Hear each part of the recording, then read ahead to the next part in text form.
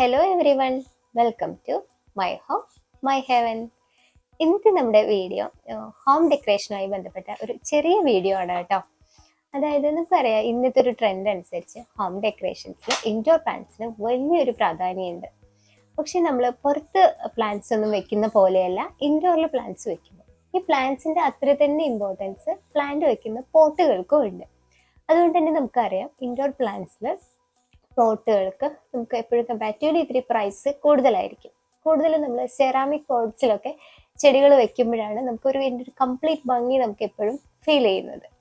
പക്ഷേ ഇന്നത്തെ നമ്മുടെ വീഡിയോയിൽ നമ്മൾ ഷെയർ ചെയ്യുന്നത് നമുക്ക് വളരെ ചീപ്പായിട്ട് ലഭിക്കുന്ന പ്ലാസ്റ്റിക് പോട്ടുകൾ തന്നെ നമുക്ക് സെറാമിക് പോട്ടുകളാണെന്ന് തോന്നിപ്പിക്കുന്ന വിധത്തിൽ നമുക്കതിനെ ചെറുതാക്കി മാറ്റിയെടുക്കാൻ പറ്റും. അതിന് നമ്മൾ ഒരുപാട് പെയിൻറ്റിങ് അറിയേ ഒരുപാട് ആർട്ട് വർക്ക് അറിയേ ഒന്നും വേണ്ട.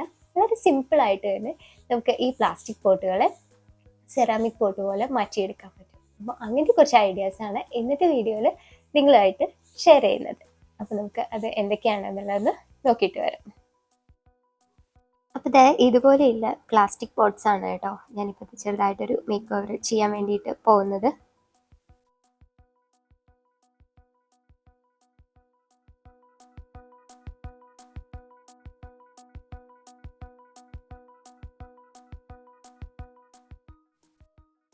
അപ്പോൾ ആദ്യം തന്നെ അതിൽ ഒരു വൈറ്റ് പോട്ട് എടുത്തിട്ടുണ്ട് കേട്ടോ.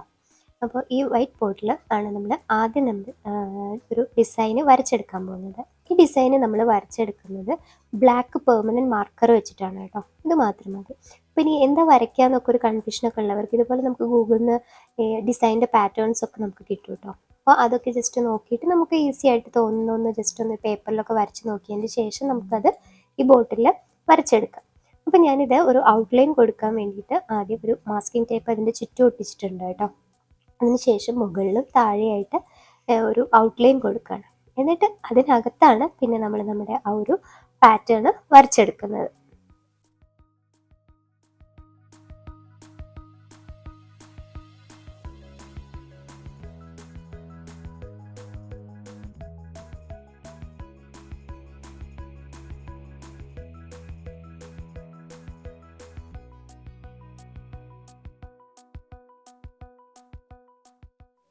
ഇപ്പോൾ ഞാൻ രണ്ട് സൈഡും വരച്ചെടുത്തതിന് ശേഷം ഈ മാസ്കിംഗ് ടേപ്പ് പതുക്കെ റിമൂവ് ചെയ്യാണ് കേട്ടോ.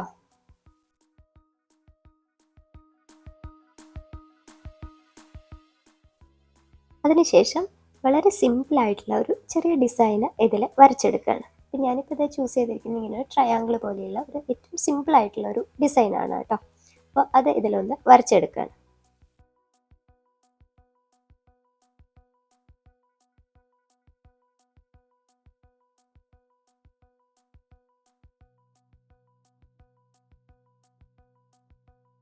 അങ്ങനെ വരച്ചെടുത്തതിന് ശേഷം പിന്നെ ആ കോർണർ ഏരിയകൾ ജസ്റ്റ് ഒന്ന് ഷെയ്ഡ് ചെയ്ത് എടുത്തിട്ടുണ്ട് കേട്ടോ. അതിനുശേഷം ഇത് താഴെ ഒരു ഔട്ട്ലൈൻ വരയ്ക്കേണ്ട ആവശ്യമുണ്ട്. അപ്പോൾ അതിന് വേണ്ടിയിട്ട് താഴെ ഇതുപോലെ നേരത്തെ ചെയ്ത പോലെ തന്നെ മാസ്കിംഗ് ടേപ്പ് വെച്ചിട്ട് താഴത്തെ ആ ഒരു ലൈന് ഒന്ന് വരച്ചെടുക്കുകയാണ് കേട്ടോ.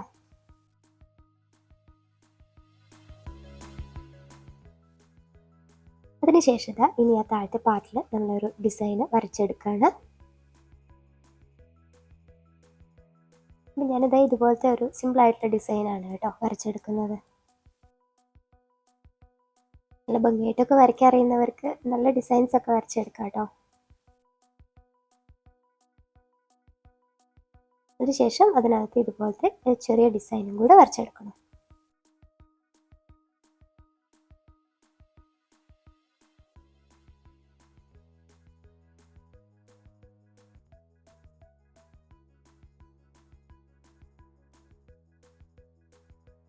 അപ്പോൾ ഇത് താഴത്തെ പോർഷനിലും കൂടെ നമ്മളൊരു ബ്ലാക്ക് ഷെയ്ഡ് കൊടുക്കുന്നുണ്ട് കേട്ടോ. അതിനുശേഷം ഇത് നമ്മുടെ പോട്ട് കംപ്ലീറ്റ് ആയിട്ടുണ്ട് കേട്ടോ. വളരെ സിമ്പിളായിട്ടുള്ള ഒരു ഡിസൈനാണ് വരച്ചിരിക്കുന്നത്. പക്ഷെ നമ്മൾ വെറും ഒരു ബ്ലാങ്ക് വൈറ്റ് ആയിരുന്നതിനേക്കാൾ നല്ല ഡിഫറൻസ് ഫീൽ ചെയ്യുന്നില്ലേ ഇപ്പോൾ. അപ്പോൾ അടുത്ത നമ്മൾ ചെയ്യാൻ പോകുന്നത് ഒരു സ്പ്രേ പെയിൻ്റ് ആണ് കേട്ടോ ഞാൻ ഇതിൽ ചെയ്യാൻ പോകുന്നത്. അപ്പോൾ ഈ സ്പ്രേ പെയിൻറ്റ് ഇല്ലയെന്നുണ്ടെങ്കിൽ നമുക്ക് ബ്ലാക്ക് അക്രിലിക് പെയിൻറ്റ് വെച്ചിട്ട് ബ്രഷോ സ്പോഞ്ചൊക്കെ വെച്ചിട്ടും ചെയ്യാം കേട്ടോ. പിന്നെ എളുപ്പത്തിന് വേണ്ടിയിട്ട് സ്പ്രേ പെയിൻറ്റ് യൂസ് ചെയ്തെന്നു മാത്രം. അപ്പം ഇത് കംപ്ലീറ്റ് ഒന്ന് ബ്ലാക്ക് സ്പ്രേ പെയിൻറ്റ് ചെയ്തെടുക്കുക കേട്ടോ. ഇത് കംപ്ലീറ്റ് ബ്ലാക്ക് അടിച്ചതിന് ശേഷം ഞാനിത് ഡ്രൈ ആവാൻ വെച്ചു. ഡ്രൈ ആയതിന് ശേഷം ഇപ്പോൾ ഒരു കപ്പിൽ കുറച്ച് വൈറ്റ് ആക്രിലിക് പെയിൻ്റ് ആണ് കേട്ടോ എടുത്തിട്ടുള്ളത്. ഈ അക്രിലിക് പെയിൻറ്റ് നമ്മൾ ടൂത്ത് ബ്രഷ് ഉണ്ടല്ലോ, ഒരു പഴയ ടൂത്ത് ബ്രഷൊക്കെ എടുത്തിട്ട് ഈ ബ്രഷിൽ നമ്മൾ ഇതുപോലെ ഈ അക്രിലിക് പെയിൻറ്റ് ആക്കണം. അപ്പോൾ ഇതിൽ ഇങ്ങനെ ഡ്രിപ്പായി പോരാതിരിക്കാൻ നമ്മൾ ശ്രദ്ധിക്കണം കേട്ടോ.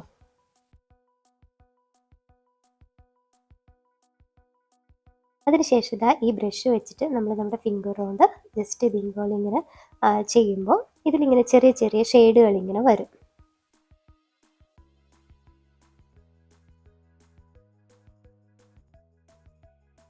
സാധാരണ നമ്മളൊരു സെറാമിക് പോട്ടിലൊക്കെയാണ് അല്ലേ ഇതുപോലത്തെ ഒരു ഡിസൈനൊക്കെ കാണാറുള്ളത്. അപ്പോൾ ഇതാ ഈ പോട്ട് കംപ്ലീറ്റ് ഞാനിത് ഇതുപോലെ ചെയ്തെടുക്കുകയാണ് കേട്ടോ.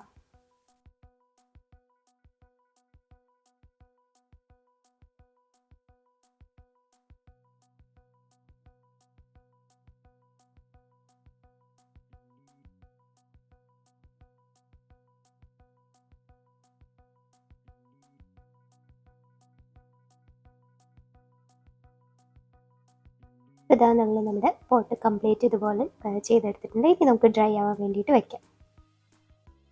പിന്നെ അടുത്തതായിട്ട് ഇനി ചെയ്യാൻ പോകുന്നത് വളരെ സിമ്പിളായിട്ടുള്ള, ഇത്രയൊന്നും പണിയില്ലാത്ത വളരെ സിമ്പിളായിട്ടുള്ളൊരു ഡിസൈനാണ് കേട്ടോ.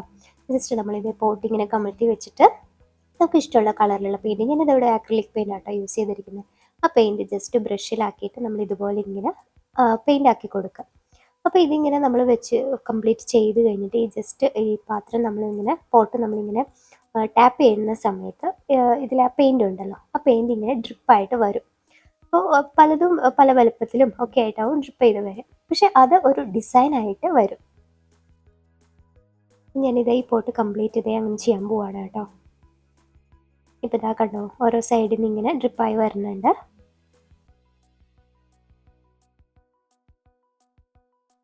ഇപ്പോൾ ഇതാ ഏതാണ്ട് ഡ്രൈ ആയി കഴിഞ്ഞു കേട്ടോ. അപ്പോഴത്തേക്ക് ഇതേ ഇത്രയും പെയിൻറ്റ് ഇതുപോലത്തെ ഒരു ഡിസൈനായിട്ട് വന്നിട്ടുണ്ട് കേട്ടോ. ഇനി നമുക്ക് ഇതിൻ്റെ ഒപ്പം തന്നെ വേറെ കളേഴ്സ് വേണമെങ്കിലും ആഡ് ചെയ്യാം കേട്ടോ. അപ്പോൾ ഞാനിപ്പോൾ ഇതവിടെ ഗ്രീനും കൂടെ കൊടുക്കുന്നുണ്ട്. നേരത്തെ നമ്മൾ ചെയ്ത പോലെ തന്നെ വെച്ചാൽ മതി. കുറച്ച് കഴിയുമ്പോൾ അതിങ്ങനെ ഡ്രിപ്പായിട്ട് ഒരു ഡിസൈനായിട്ട് വരും. ഇപ്പോൾ ഇതാ 2 കളറും വന്നിട്ടുണ്ട് കേട്ടോ.